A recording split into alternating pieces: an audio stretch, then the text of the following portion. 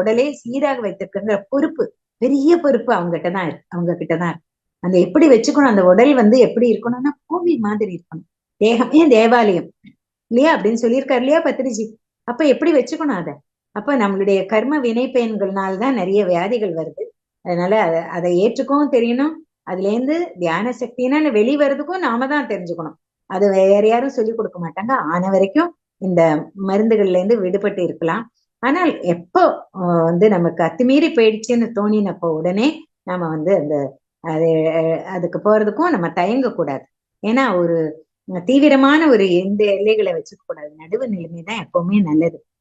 மத்திய மார்க் த மிட் பாத் அப்படின்னு சொல்லுவார் இல்லையா பத்ரிஜி. எப்பவுமே அந்த மாதிரி மிடில் பாத் எடுத்துக்கணும். பத்ரிஜி அப்படி சொல்லிட்டாரே அப்படிங்கிறதுக்காக நான் போக மாட்டேன்னு பிடிவாதம் பிடிச்சு நம்ம உடம்பே நாமளே கெடுத்துக்க கூடாது. ஸோ அதனால நண்பர்களே, ரொம்ப நல்ல பாயிண்ட் கொடுத்துருக்காரு. இருந்தாலும் அதுல அலசி ஆராய்ஞ்சு நம்ம என்னது நமக்கு நல்லது அப்படிங்கறத எடுத்துக்கணும்.